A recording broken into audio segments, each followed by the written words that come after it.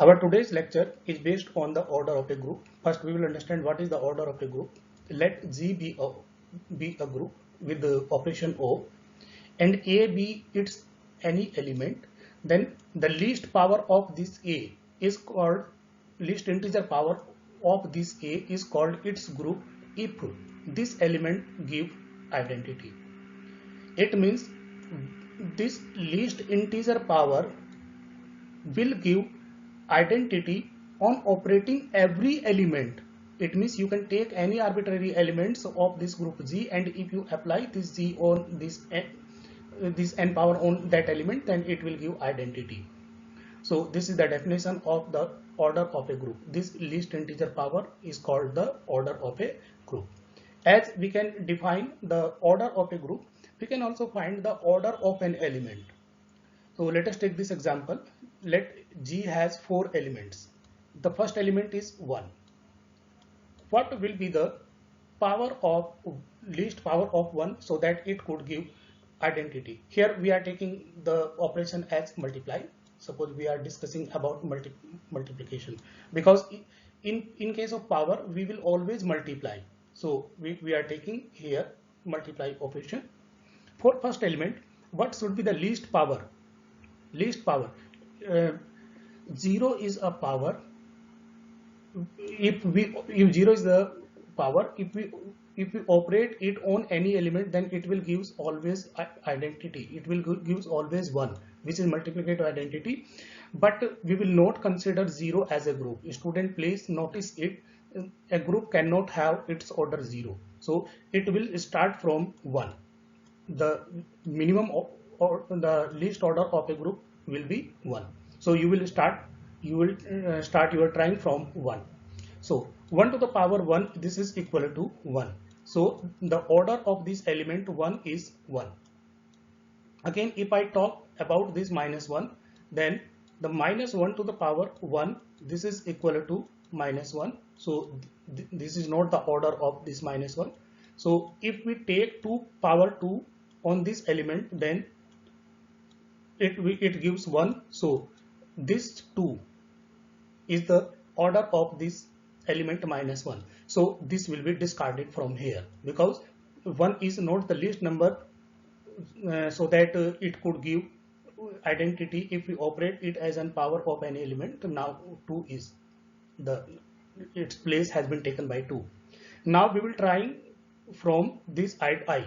Let us take I to the power 2. We will not start from I to the power 1. We will check from I to the power 2. That this is equal to minus 1. So this is not identity. So 2 is not the order of this group. While this 1 is the order of this 1, this is the order of this element 1, and this is the order of this element minus 1. So first we will write here the order of each element. So the order of I, this is equal to I square is not 2 here. I to the power 1, this is again equal to 1, which is not identity. If we take I cube will be equal to, I cube is equal to minus I, because it can be decomposed as I square into I, so it gives minus I. Minus I is not an identity. If we take I to the power 4, then we obtain 1. Similarly, for the case of minus iota, if we take 4 power on minus I, then we get 1. So the order of this element is 1, order of our second element is 2, order of our third element is 4, and order of our fourth element is 4. If we take this power, this 4 power on any element of this group Z, if I take 1 to the power 4, then I get identity 1. If I take minus 1 to the power 4, then I will get 1, which is obvious identity. If I take I to the power 4, then I will get 1, which is identity. If I take minus I to the power 4, then I will again achieve identity. So the order of this group, if Z is a group, then its order is 4. Please note it. The order of this group is 4, while the order of each element is distinct, such as the order of first element is 1, order of second element is 2, order of third and fourth elements R4.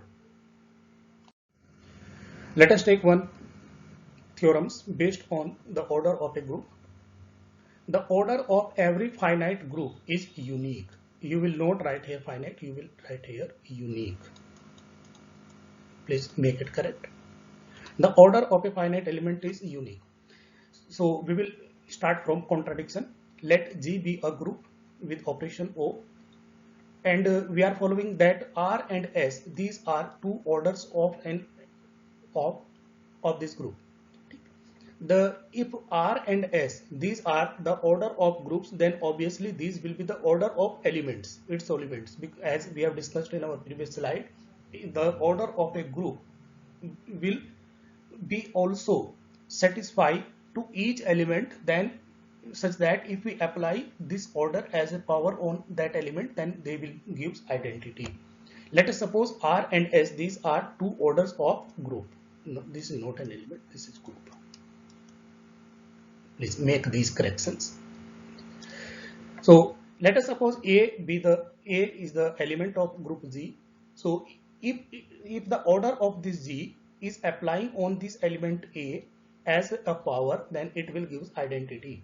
So A to the power R, which is equal to identity, and A to the power S, which is equal to identity. So these two will be all equal, because you can write here, because A to the power R, this is equal to identity, and A to the power S, this is again equal to identity. Now we are operating A to the power minus S from right, so you will write here operation O, because dot is not the operation. Please make it correct. So A of okay, you can take it as a right multiplication. It is true, it is an arithmetic operation which is true on every group. Here we are multiplying A to the power minus S both sides from right, so it will give A to the power S minus S, while here we get A to the power R minus S. S minus S is 0, and A to the power 0, A to the power 0 will be equal to 1, but we will not write its value here. We will compare the powers of both sides. So the R minus S, the value of R minus S will be equal to 0, that is R will be equal to S. So our assumption is wrong. So by the principle of contradiction, we can say that the order of a finite group is always unique. Let us take one more theorem based on the order of a finite group. In this theorem, it is stated that the order of an element, let us take, we have an element A and its order is n, so it gives identity. So theorem is stated that the order of an element and its inverse, now I am taking here A inverse, if I am taking its power, then this will be always gives identity. It means the order of an element and its inverse will be always equal, will be always same. So the statement is the order of an element of a group is same as the order of its inverse. Let us take, we have a group Z with operation O, and we are assuming that A is an element, so that A inverse will be its inverse. Now if it is possible that the order of its element A and A inverse, because these are two distinct elements of this group Z, and here A inverse is the inverse of A. Here we are supposing that the inverse of these two elements are different. Let us suppose the inverse, the order of these two elements are different. Let us suppose the order of this element A is M, so it will give identity, and the order of this inverse, this is equal to N, so it will again gives identity. So we have taken these two as relation. Now we are starting from our first relation. Let A to the power N, this is equal to E. Now we are taking their reciprocals, which is mathematical operation, and this is true. Let us suppose we have two numbers x equal to y, then 1 upon x will be obviously equal to 1 upon y. So we can take the reciprocal of each. Here minus 1 is an integral power, and m is also an integer, and we know that integers would hold commutativity with respect to addition, so we can write m cross minus 1 equal to minus 1 cross m. So this can be replaced in this manner. So A inverse to the power m, this is again equal to E. So if we compare our second and third result, then we see that A inverse to the power m, which is equal to A inverse to the power n. So on comparing, we will say that m equal to n. So our initial assumption is wrong, and the truth is that m and n both are equal. So that we can say that the order of an elements of a group, of a finite group, and the order of its inverse, it means the order of the inverse of that element, both will be always equal. In this theorem, it is stated that order of any integral power of any element of a group cannot exceed the order of that element A. First, we will understand what is written in this statement. Let A be the element of Z such that the order of this element A is n. Then this is equal to E. A to the power n, this is equal to E. So the order of this element A is n. This theorem states that the order of any integral power of this element cannot exceed than n. It means the order of A square will be always less than n, less than or equal to n. Order of A cube will be always less than n. It means if we take any integral power on any element and try to find the order of the output, then the order of that output cannot exceed than n. Let us check the proof here of this theorem. Let A to the power k be any integral power of k. It means you are applying any power, you are applying power k on any element A. And we have assumed that the order of this element A is n. So A to A, the order of this element A is n. So A to the power n will be equal to E. Okay, and k be the any integral power on A. So first we will start from this statement, A to the power n, this is equal to E. We are taking power k on both sides, A to the power n to the power k, this is equal to e to the power k.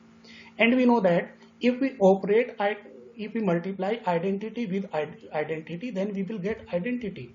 It will not change. So if you take k time operation on identity with identity, then you will obviously get identity. So this will be equal to k, E. And we know that n is an integer, k is also an integer. We know that integers would hold commutativity. So this n cross k, n dot nk can is here, nk can be written as kn. This nk, here the k is the power on A to the power n. On simplifying we can write it nk, and nk will be equal to kn by associativity, by commutativity. Now you can apply the associativity here again. You can take this n power on this A to the power k. This is equal to again E. So we can say that the order of A to the power k is always E. The order of A to the power k cannot be exceeded than n, because here the power n is giving identity if we apply it on A to the power k. So this statement is also true. In our next class, we will discuss something more on the group theory. Thank you.